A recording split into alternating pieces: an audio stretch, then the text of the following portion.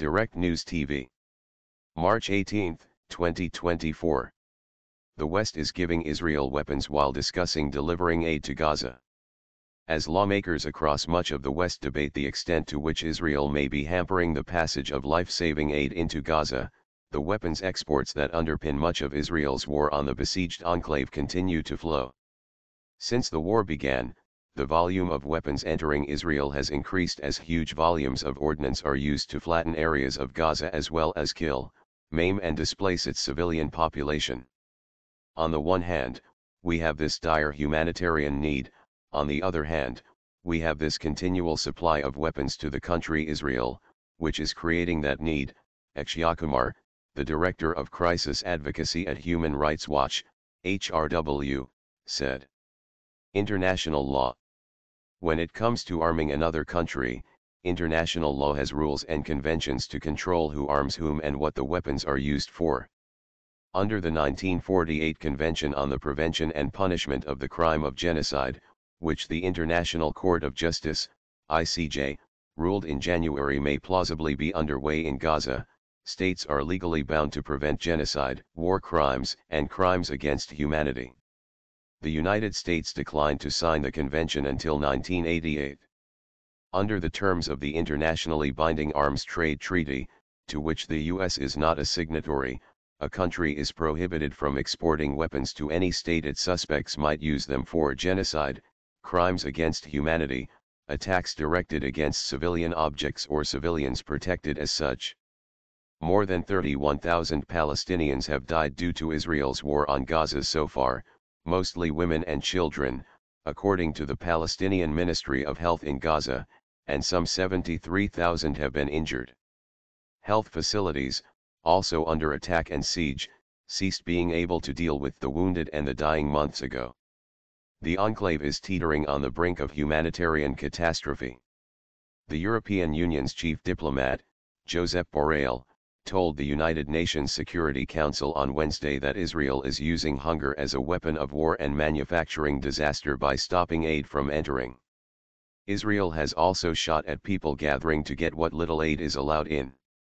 While Western states have recently been going to great lengths to have Israel recognize its role in creating the suffering we're seeing in Gaza, HRW's Kumar said, we're not seeing any corresponding reduction in the flow of weapons from states such as the US, Germany and beyond.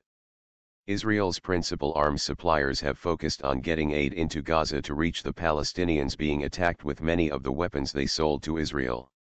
U.S. President Joe Biden used his State of the Union address this year to announce the creation of a maritime corridor by which he claims it would be possible to bypass Israel and deliver aid to Gaza. Reality on the ground. While some countries have suspended arms exports to Israel in light of its war on Gaza, some significant suppliers remain.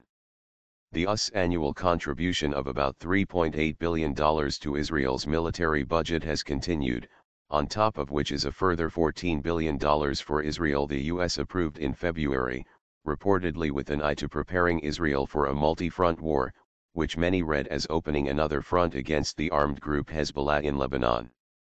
According to the Stockholm Institute for Peace, the U.S. provides 69% of Israel's arms imports, but recent confidential briefings to the U.S. Congress, reported on by The Washington Post, suggest this may not be the full picture.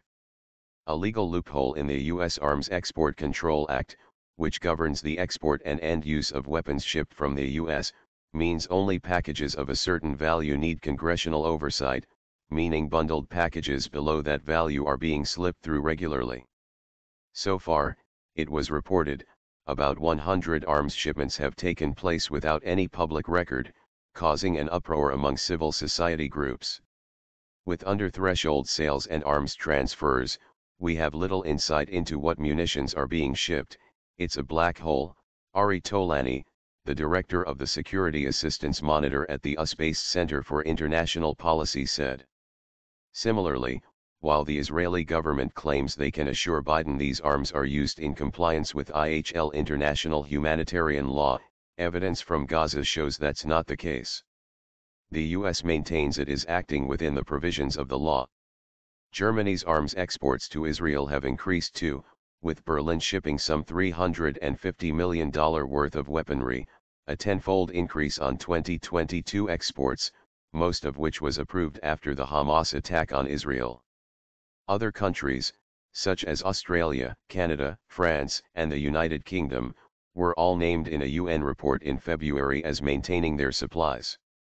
In response to a query by Al Jazeera as to the responsibility attached to arming Israel as it devastates Gaza, a U.S. State Department spokesperson wrote that there has been no determination that Israel has committed genocide, including in the ICJ.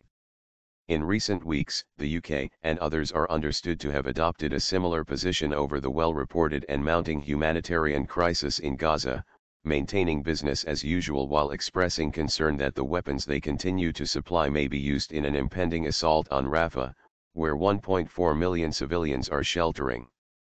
Pushing back. However, while many countries in the West continue to provide Israel with weapons, other former exporters appear alive to the legal hazards of licensing weapons to a state the ICJ has found may plausibly be committing genocide. In addition to the Antwerp police being condemned by Belgium's Labour Party for its decision to import anti-riot weapons from Israel, there are wider, long-standing bans on weapons sales to Israel. Shortly after the assault on Gaza began in October, Italy and Spain halted arms shipments to Israel, though the latter continues to provide ammunition for display. Belgium's Walloon regional government, as well as the Japanese Itochu Corporation, have also announced that they are halting arms exports.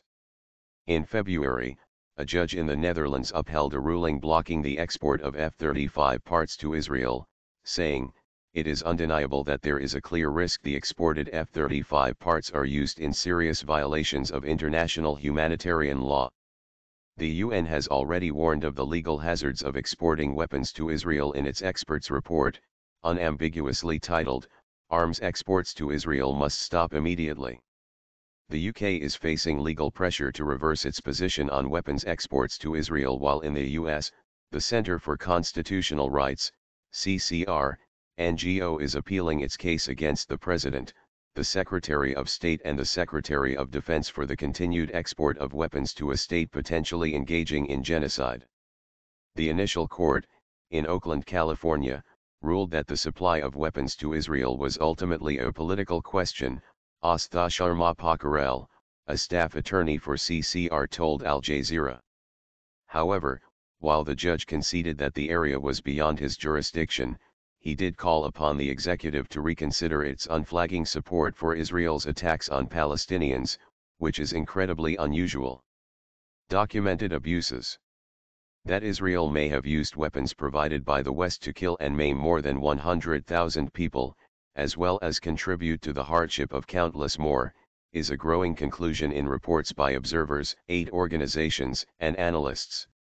In the early weeks of January, the premises of the International Rescue Committee and the Medical Aid for Palestine NGO in one of the safe zones designated by the Israeli military in Gaza were struck by an Israeli jet. Subsequent investigations revealed the strike to have involved a smart bomb fired from an F-16 fighter, both manufactured in the US, with parts for the latter from the UK. A statement by the two organizations this week said their attempts to understand what happened in January elicited 6 different versions of events from the Israeli army and no undertaking from the US and UK that they were holding Israel to account for its use of their weapons in breach of the Arms Trade Treaty, ratified by the UK in 2014. Previous reports have documented Israeli abuse of the language of humanitarian protection to crowd people into smaller and smaller areas purported to be safe and then launch attacks on those same people. The war on Gaza shows no sign of abating. Currently, Israel is speaking of creating humanitarian islands in the center of Gaza ahead of a land assault on Rafah it has been threatening for weeks. In the meantime, sheltering within the city and across Gaza, millions wait. My name is Kingsley. Please like, share, subscribe and hit that notification bell so you can be the first to be notified whenever we post. You won't regret it.